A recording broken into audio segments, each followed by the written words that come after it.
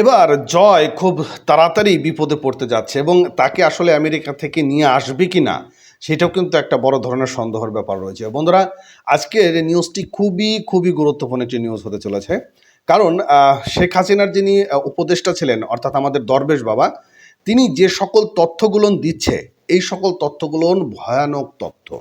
অর্থাৎ শেখ হাসিনার পরিবার যে কি পরিমাণ টাকা লুটপাট করেছে তার একটি ভয়ানক চিত্র এখানে তুলে ধরা হয়েছে। চলুন আমরা দেখে আসি নাঈম আলী ভাইয়ের ইউটিউব চ্যানেল থেকে। Channel link description box. যখন এই নিউজগুলো সামনে আসে আমি চিন্তা করি যে সাবেক প্রধানমন্ত্রী শেখ হাসিনা তিনি নিউজগুলো দেখার পর কপালটার ভিতরে মানে হাত দিয়ে খালি চিন্তা করে মানে কিতা করলাম, এটি কারে ফালছিলাম, বাস্তব এরা কারা, আরে এটি কিন্তু তিনি বলেন মনে মনে 100%। এটা মেইন কারণ কি জানেন?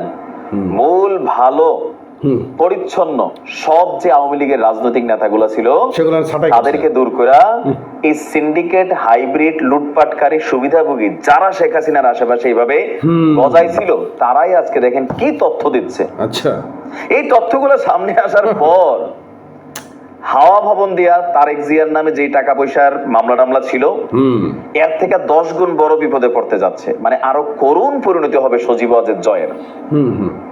এবার আসেন ঘটনা কি। আইনমন্ত্রী আনিসুল হক এবং সালমান এফ রহমান, আচ্ছা, এই দুইজন মিলা মোটামুটি শেখ হাসিনার যতটুকু বিপদ বাড়াচ্ছেন বা সজীব ওয়াজেদ জয়ের তো ভাই খেলা শেষ মোটামুটি। এখন ইয়ানাফসি করা উচিত যে আমেরিকা থেকে আবার নিয়ে আসে কিনা, তবে এত সোজা না। তবে আমেরিকা তো ঝামেলায় পড়তে যাচ্ছে। আচ্ছা, রিমান্ডে একের পর এক রিমান্ড চলছে সালমান এফ রহমানের। চাঞ্চল্যকর তথ্য দিয়েছে। আচ্ছা, যে আপনার এসালমের যে টাকা পাচারের ইস্যুটা আপনারা অনেকেই শুনছেন তাই না?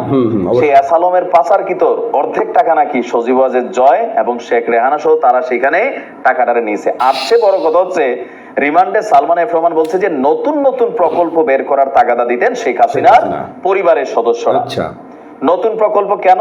নতুন প্রকল্প মানেই বড় অঙ্কের কমিশন, আর এর সবকিছুই জানতেন শেখ হাসিনা। আচ্ছা, তবে তিনি কখনো তাতে না করেননি। আচ্ছা, এই কথাগুলা যখন শেখ হাসিনা শোনেন, আগে তো ফেসবুক চালাইতেন না, এখন সম্ভবত একটু একটু চালান, যখন দেখেন দরবেশের দিকে চান, আহারে দরবেশ নেত্রী চিনে নাই। আচ্ছা, এছাড়া রিমান্ডে আরো নতুন নতুন তথ্য দিচ্ছেন সালমান এফ রহমান, পাশাপাশি আনিসুল হক। আমরা কোটা আন্দোলনের পক্ষ ছিলাম, পলকে আমার মারতে আসতো ওবায়দুল কাদের।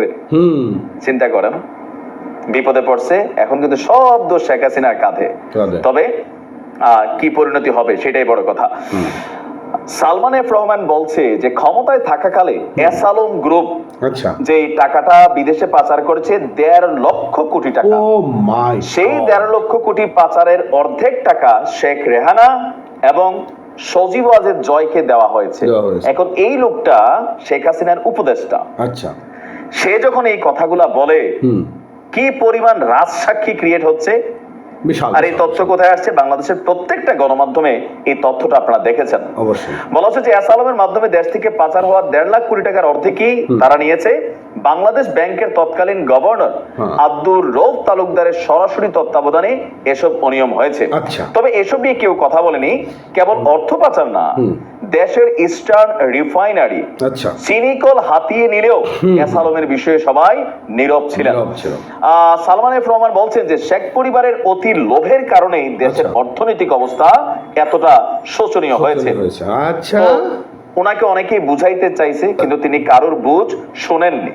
আর নিজের দোষটা এসে বলছে রাষ্ট্রায়ত্ত জনতা ব্যাংকে লুটপাটের জন্য বেছে নিয়েছিল সালমান এফ রহমান। নিজের পছন্দের মতন চেয়ারম্যান এমডি নিয়োগ দিত, আর পছন্দ না হলে বাদ দিয়ে দিত।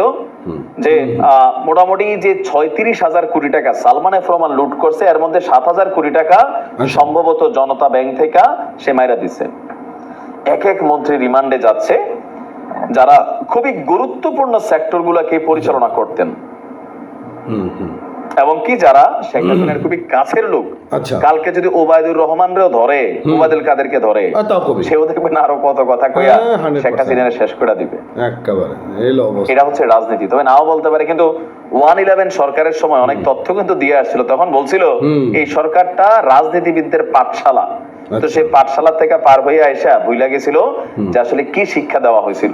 বাস্তব শেষ করে এখন এগুলো মামলা হতে যাচ্ছে।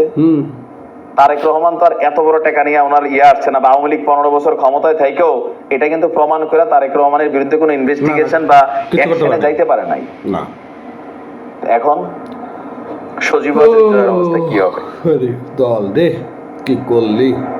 অবশ্য আবার ক্ষমতায় আসলে এগুলো রাতারাতি সরে যাবে, এটাই বাংলাদেশের সিস্টেম। তো ভালো থাকবেন, আসসালামু আলাইকুম। ওয়ালাইকুম আসসালাম।